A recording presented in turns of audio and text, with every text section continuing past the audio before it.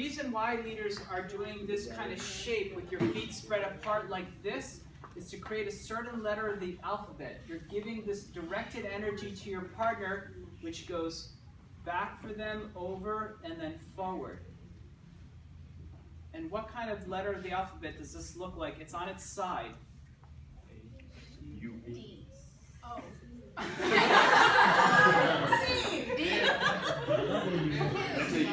Yeah, it's more like I like to think of letter U. That's the way I think about it. You say sideways.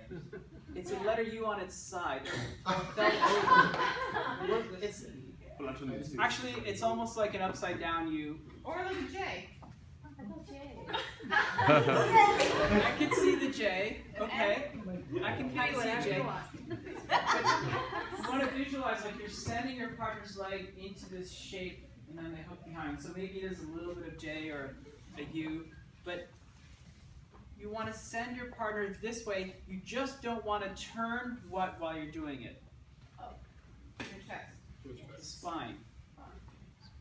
Chest is going along for the ride. So turning that spine will create problems because then your partner will what? Pivot, which is what they're trained to do as followers. When you turn your spine, they pivot. And then they get a sprained ankle because they're collapsing while trying to hook behind. We highly suggest that when you're getting ready to lead the hook behind, that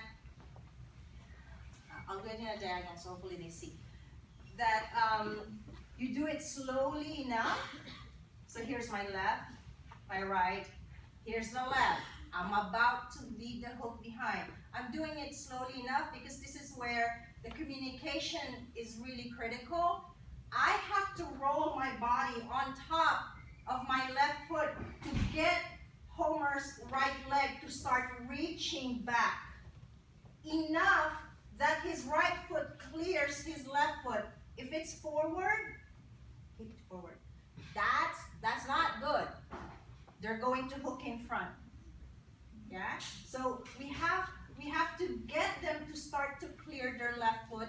While they're doing that, we are bringing our right foot a little bit up, leaders, and we're just going to the side. Yeah? And then we can either lead the cross out of it, or continue leading the no pivot back ochos. Yeah, so we really recommend that you do it slowly enough and you do it in an open practice embrace position. Again, use your eyes, use your visual cues in this case. So you have a detailed information of how your follower's right foot is starting to reach. If they're here, you can't. You do your weight change, leaders. They have to start reaching back. We're going to go back to the quiz. What's the shape I'm making for the ocho as a leader? A narrow V. Yeah, narrow V. Good. What system? Cross or parallel? Cross.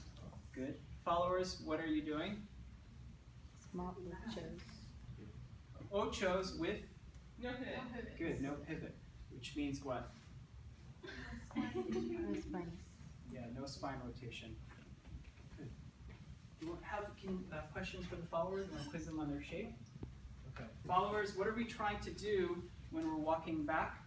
Are we cycling? No. No. Okay, what's the psychology? Yeah, did it work for anyone? Okay, that's good. It doesn't work for everyone. For some people, it really helps. And then, two exits from this pattern are what? Once you get your partner to hook behind, what can you do, leaders? Lead across.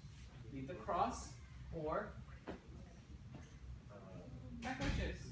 go back into back ochos, right?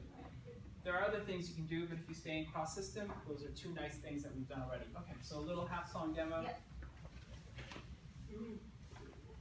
I use the hook behind to play with music and play with accents in the music. There is the ability to hook behind both sides. In the demo, you'll see that. If you're a beginner, you can do 6. If you're intermediate, 12. Advanced dancers, 18 or more. And try to even it out. If you always hook one side behind, you get into the Igor thing.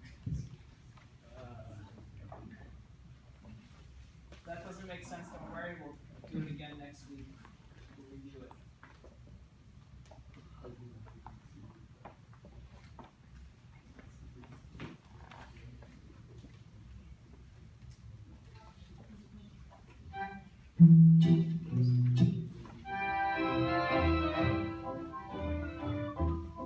Te ama, besos impregnados de amargura, nube de tu boca y tu piedra. Tu alma lo sintió mi fiel ternura y me brindó con rigor y vanidad. Quiero disipar toda mi pena, busco de calmar mi sinsabor. Siento inaguantable esta cadena que me ceñía al implorar tu amor.